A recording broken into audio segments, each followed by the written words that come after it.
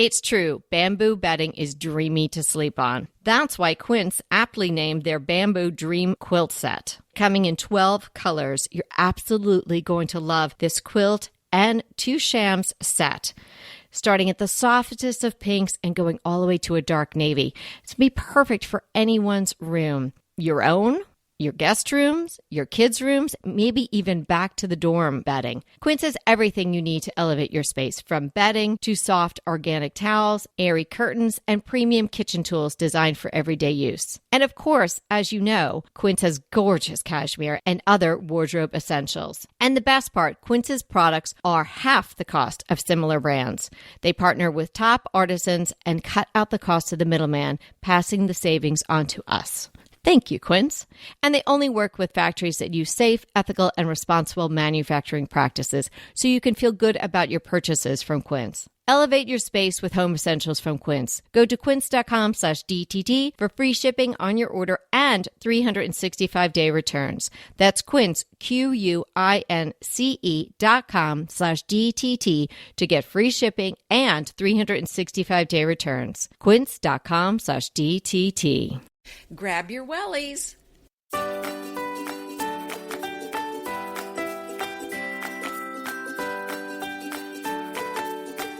Hey everybody, I'm Kelly Wilkness here with Anita Joyce, and this is Decorating Tips and Tricks. We hope you're having a fabulous summer so far. While Anita and I spend some time with family and friends, we're serving up best of decorating tips and tricks. So get a cool drink, kick back, and enjoy the episode. Get the look, English country style. I feel like I say I'm very excited every time, but I really was very excited to work on this because my first love, although I am very devoted to French style, I mean, that's what I'm known for, but English country style was my first love in decorating. How about you?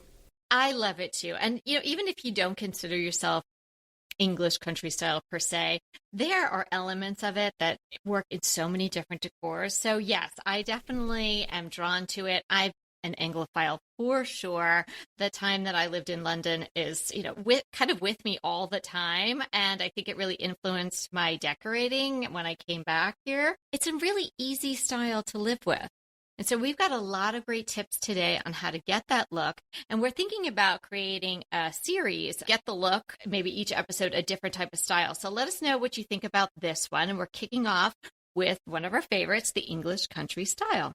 Quick description of what it would look like. I mean, you can add your thoughts to this, but I think of a mix of antique furniture, a comfy sofa, maybe even a little tattered, with comfy pillows and cushions, rugs, fabric shades, floral prints, I mean, that sort of thing, dogs, just a very casual, inviting, comfortable look, not too fussy, but just a very welcoming, lush, but not hard to maintain look. Also something that embraces imperfection, celebrates a little bit of the wear and tear, like you're saying, maybe the sofa's a little tattered. Comfort is definitely really, really important in this look. Muted colors of nature. It's a timeless style. You got a mix of antiques, but there's some modern pieces in there too, because it's not stuck in time. It's timeless. So you definitely don't want to make it sort of Miss Marple-y. That's really not what we're talking about. I love Miss today. Marple. I know, but maybe not her decorating style. It's just a little too twee, as the British might say, right? So I think it's a casual elegance. It's unself-conscious, not trying too hard. You're going to have some florals, you're going to have some chintz, but it's going to be fresh. Definitely potted plants, loads of books, an unassuming kitchen. I'd put a table in that kitchen rather than an island.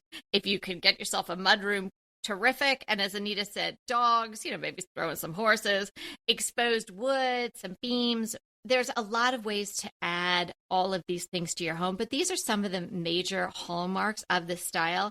And as we go through this episode and any other ones that we do that are Get the Look, we're going to discuss the hallmarks of the look, and then we'll talk about how to implement them and incorporate these looks into your home. And then also we're going to give you maybe some specific tangible items to add and or resources to learn more about the look. So let's get started and talk about how you can add this look to your house. Okay. Want to kick it off? Well, I'm going to say some really vintage or antique tapestries or fabrics can really add this look. And what you could do is even buy an old bedspread, something with a lot of texture to it that has a very antique feel to it. In fact, I bought a Victorian French, well, it's French tapestry or bedding. I'm really not even sure what it is that I draped across my bed, but it's a jacquard. It's so beautiful. And it does not look like anything that was made in this century.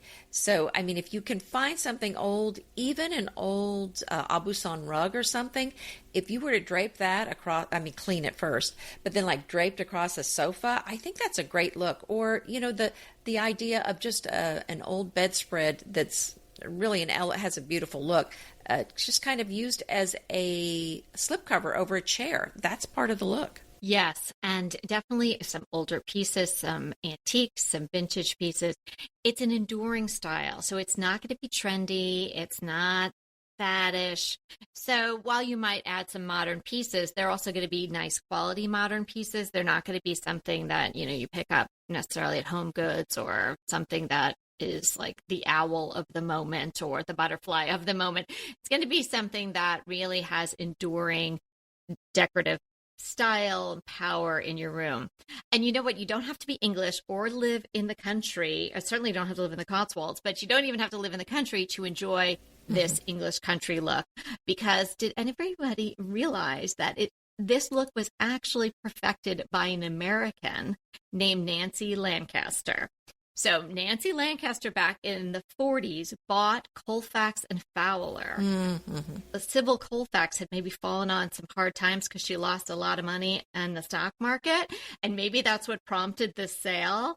But Nancy came in and really just sort of nailed down this English country look. And, took what the English people were doing, but really then sort of put her mark on it as well. So you've got the American in the mix, and Colfax and Fowler will be one of the resources that we talk to you about towards the end, that you can go check out what they're up to now.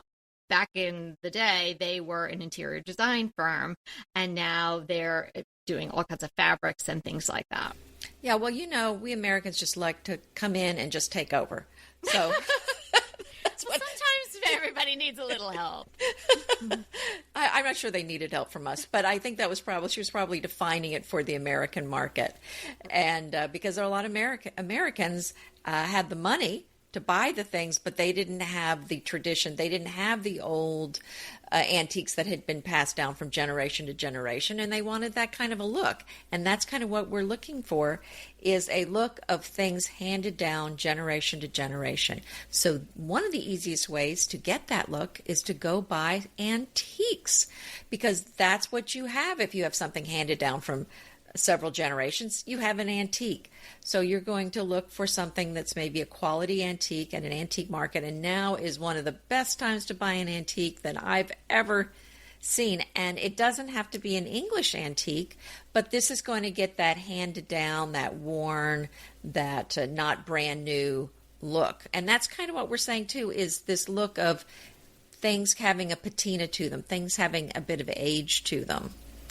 And having nothing being so dear that it's just perfect. And so that's what an antique will do for you. So what kind of, and there's so many different antiques, it's hard for me to even cover all the different kinds of antiques that you can add. And that's why I'm just going to kind of add it as a large category. But, things like busts and statues that they don't tend to make these days, antique candlesticks, that sort of thing would be perfect in your country English home. And a big piece that you can add is an English rolled arm sofa. So if you haven't seen, or you can't really conjure up in your mind what that looks like, we'll put a link in the show notes so you can check it out.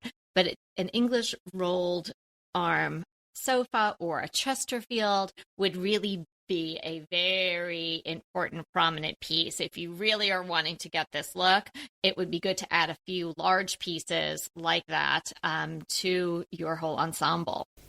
Well, and in front of that sofa, you're going to want a the biggest ottoman you can possibly find for the dogs to pile on, for everyone to take your wellies off first, but then put your feet up on there.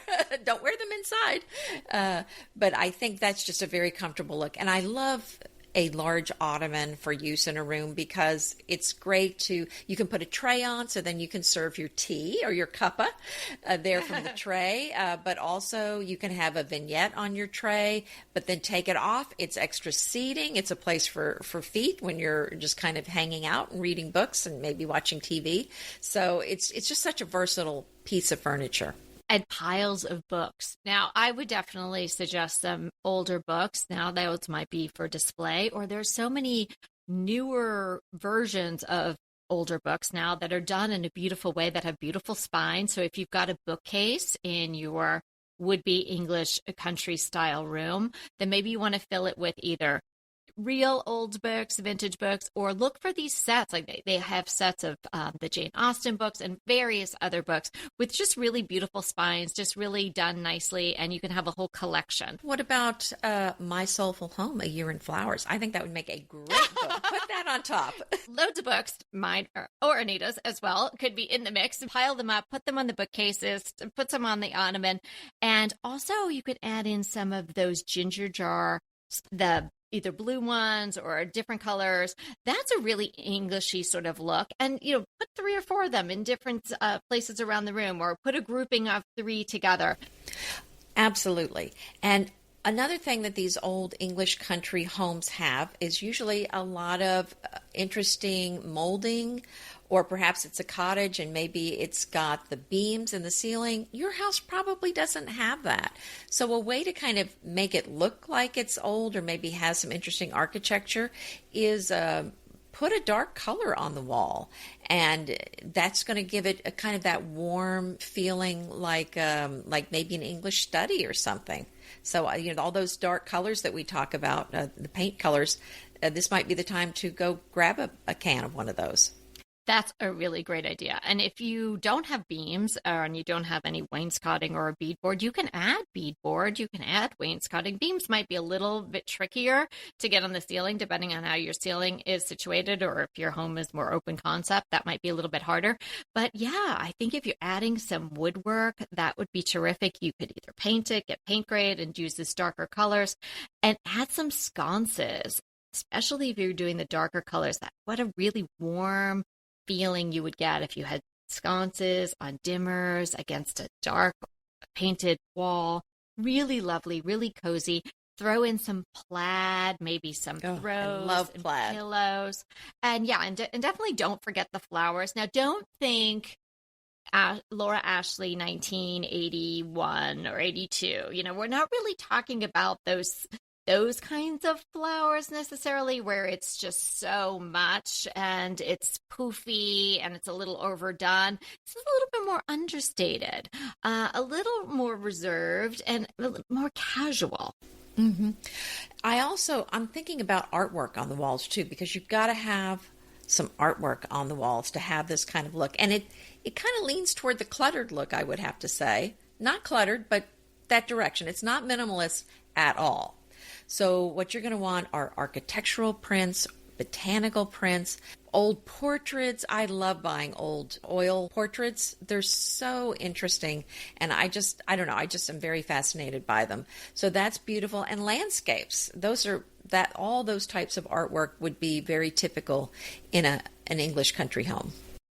Yeah. And I would stay away from framed posters or something that looks mass market, because nothing's going to really, put the dagger in the English country style than like, a poster of a horse or something like that.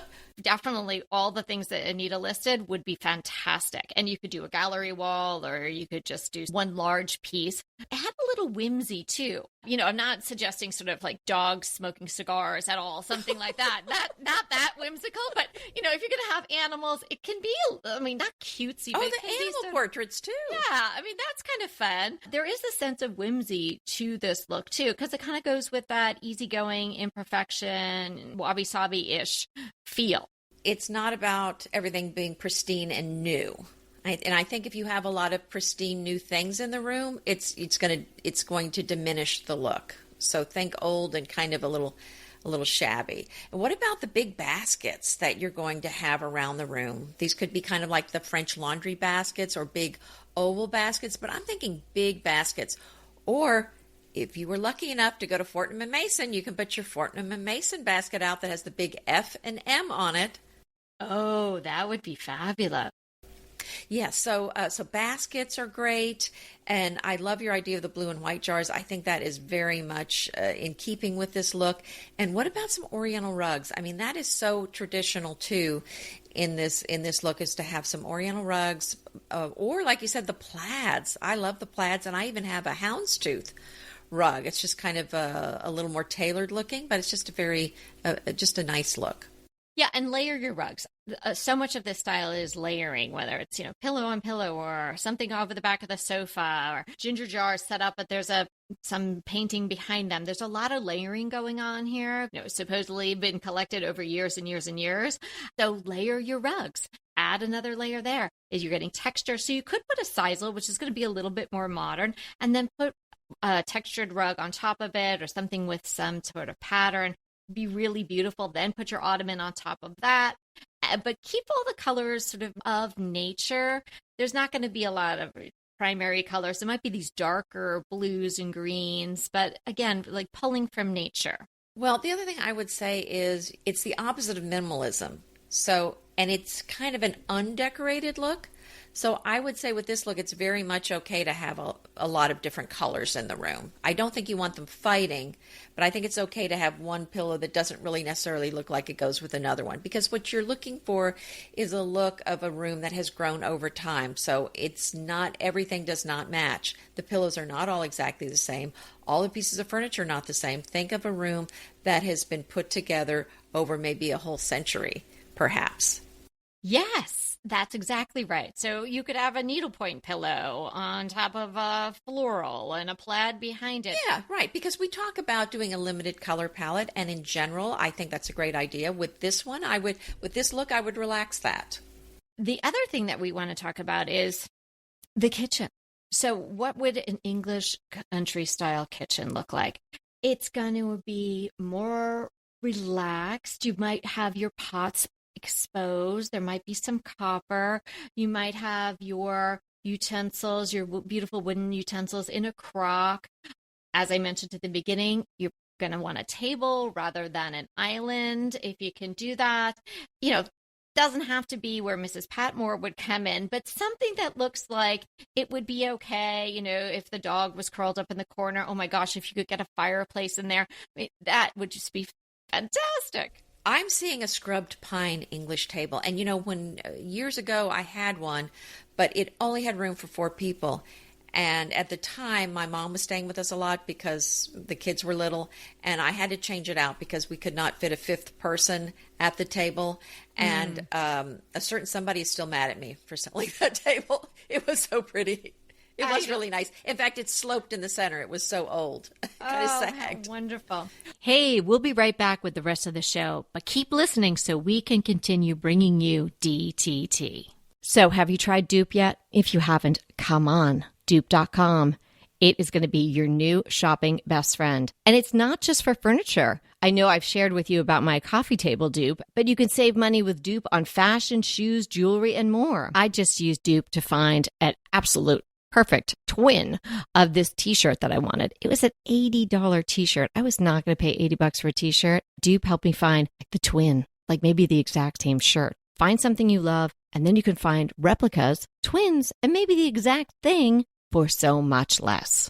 Give Dupe a try today. It is really so easy to use. You just type dupe.com / before any product URL in your browser, and voila! It instantly finds you less expensive alternatives. They even have an app and a browser extension you can download. No account is required. No sign up is required. It is completely free. I know, can you believe it? But it is completely free to use. Stop wasting money on brand names and start saving with dupe.com today.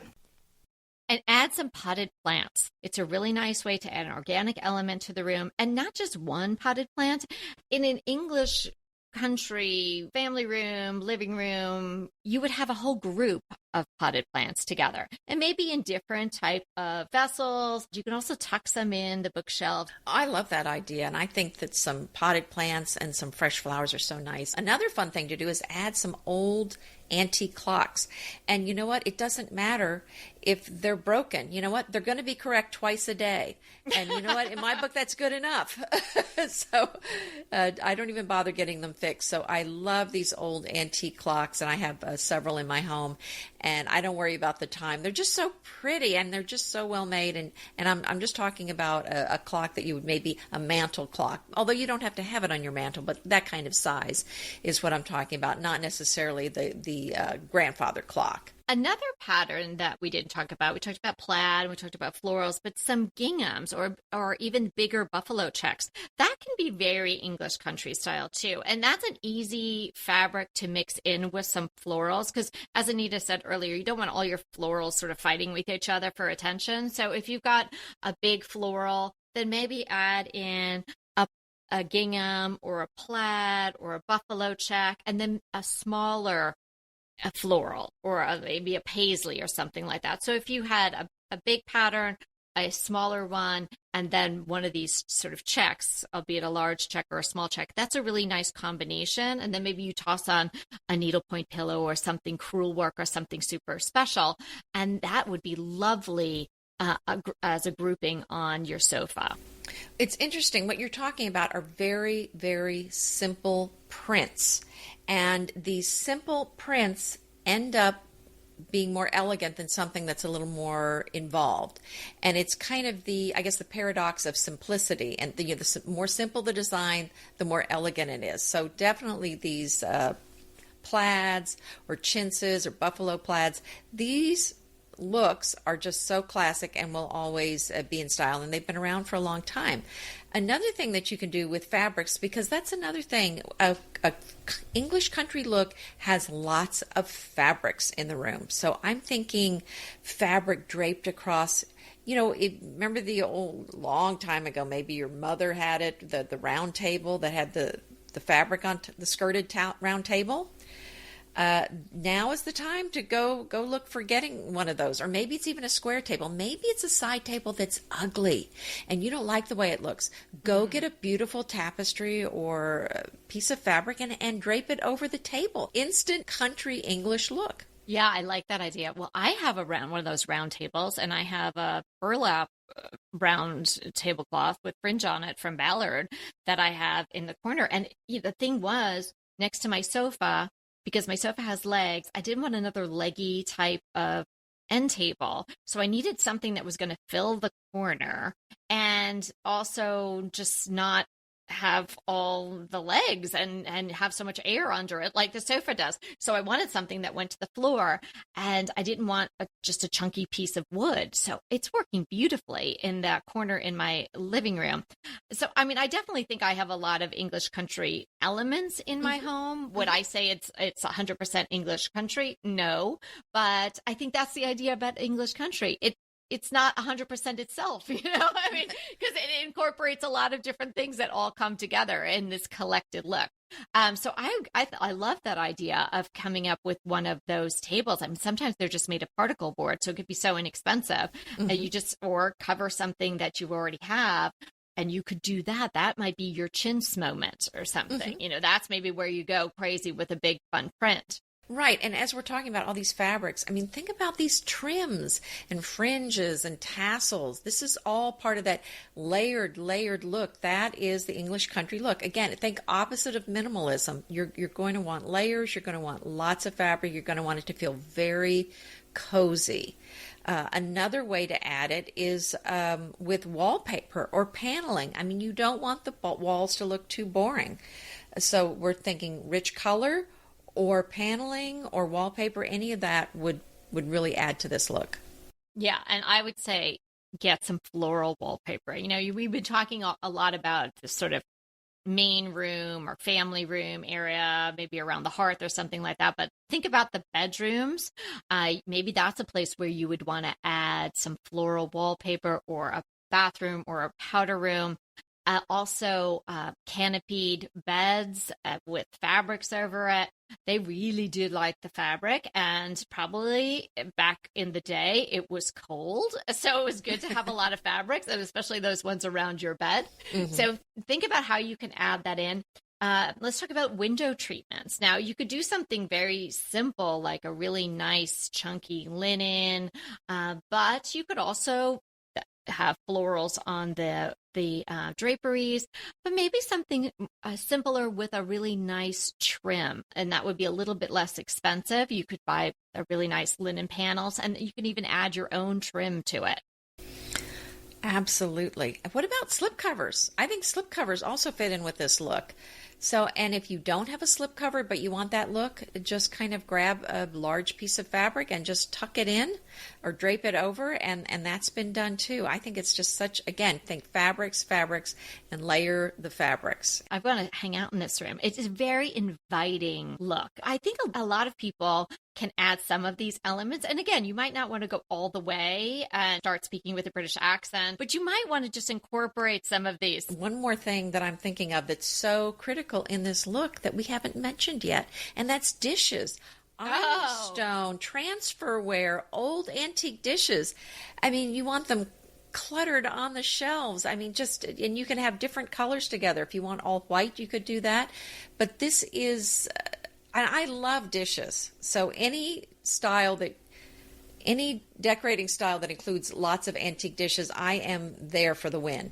So I think this is just a great way. Just pull out all those dishes and don't keep them locked away behind a door. Get them all set out on all your shelves. Right. In stacks, or plate racks would be great in your English country style kitchen. So many ways to use them. And yeah, I love the idea of the transferware. I love transferware with anything, but with some plaids and whatnot, it's just gorgeous. Oh, so true. Other resources you might want to check out: House and Garden UK, which I absolutely love. You were going to say that too? Well, it's absolutely my favorite. I go there all the time, just when I want to smile, when I want to relax. And then there's a book called English Decoration, a Timeless Inspiration for Your Contemporary Home, by a guy named Ben Penterith. So I'll link that in the show notes as well. It looks like a really lovely book. I don't personally have that, but I checked it out, and it looks like it's spot on for what we've been talking about today. And I have a couple of Instagram accounts that you might want to look at. I want to pile on to the houses and magazines before you go on to Instagram.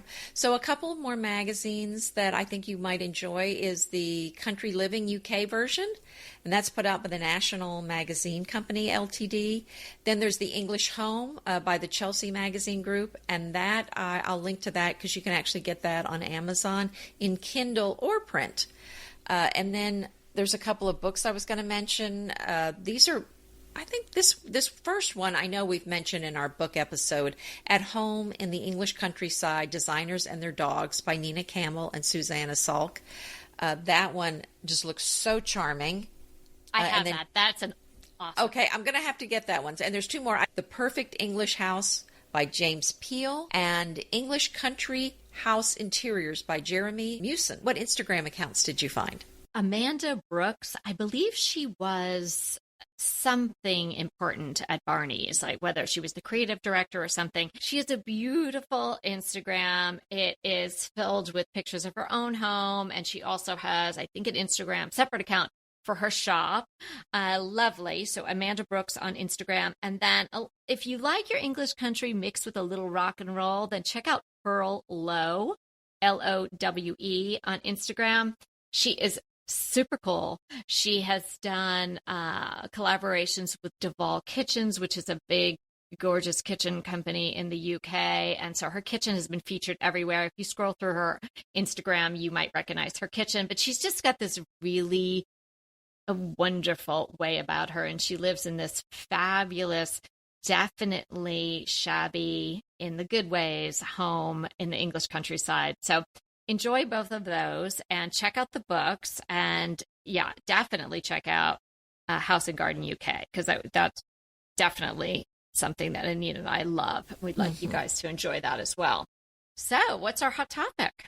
This is a Wall Street Journal article, and it is called How to Turn a Blanket into a Statement Headboard. I think this goes along with what we're talking about today with our topic of getting the English country look, because if you've got a beautiful tapestry like blanket or quilt that you can hang on the wall, that's going to add more fabric, more warmth, more personality, and more coziness to a room. And so this article kind of talks about how they did it, but really I think the key thing that they mentioned in there is if you have a blanket or tapestry or something and you want to put it behind a bed and kind of make it into a headboard, it's probably not going to be the right width. So what you're going to want to do is add fabric to it. So they kind of added a velvet, pulled out one color and added that in velvet and made kind of a frame that's sewn on to the tapestry before they hung it behind the bed. And you remember, I think that was when I was working with you on the Texas Flip and Move, or maybe it was a house I did without you. We put a rug as the headboard behind a bed because we were kind of as one of an idea. I think you did that the first time without me. Okay. So that's something that you can do, even is put a rug back there too, if it's the right kind of rug. Like a flat weave. I mean, you wouldn't want to put a plush rug back there, but a flat weave rug with a pretty pattern, I think would make a beautiful headboard. Great idea, because sometimes the headboard is just a hard thing to figure out, and depending on your size of your bed and the way your room's configured. So yeah, it's good to have all those sorts of options and something a little bit different. And you can actually put it behind your headboard too if you want that look. It's great for artwork behind your bed.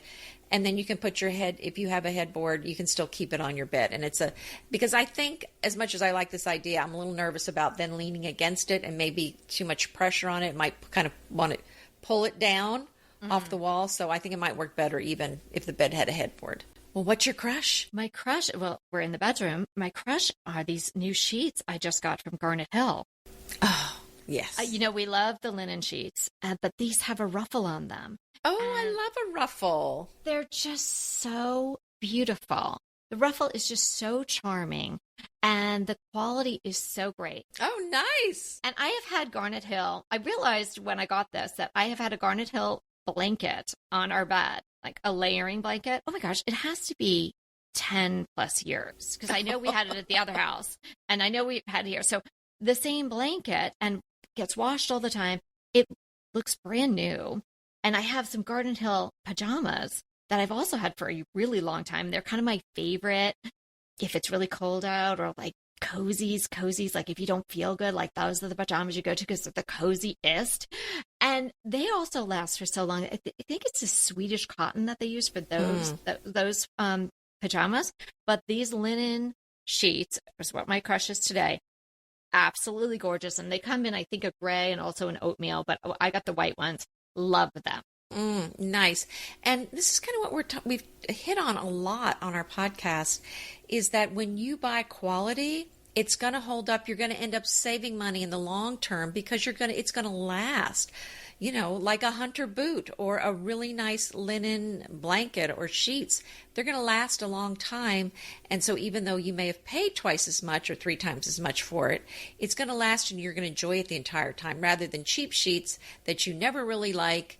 And after a couple of years, they're pilly and you don't like them anyway. And then you've replaced them, 5 times. I hate pilly sheets. I do too. I mean, who doesn't hate pilly sheets? No one's ever said, I like pilly sheets. I know. Yeah. I know. So my crush is very practical. Uh-huh. I was looking for some floodlights for our farm, but I didn't want to hire an electrician. And so I thought, what about some solar-powered, motion-activated floodlights? But the last time I bought solar-powered lights, it was just a big bust. So I was kind of very skeptical. I did go on Amazon and check some reviews and found a set of lights that had good reviews, and we put them up. And I've waited on reporting on this because I wanted to make sure they had worked for several months, and they have. And it's so, I mean, it's really such a nice thing. You're saving so much money not paying an electrician. And, you're saving some money in electricity. It's not a lot. But because these are LED lights, they don't require a lot of electricity, a lot of charge to power those lights. So it doesn't use up a lot of energy. So a solar panel is going to get you enough energy. And then it's got a battery, that stores the energy for when you need it. But the nice thing, too, is it's 3 parts, the motion sensor, the light, and the solar panel, and you're going to adjust each one separately so that it's set up appropriately, so that your solar panel is turned so that it gets the most light, and then you have the motion sensor, so it's going to be triggered where you want it to come on, and then the lights also adjust, and you can do a pretty wide field. So I'm really thrilled.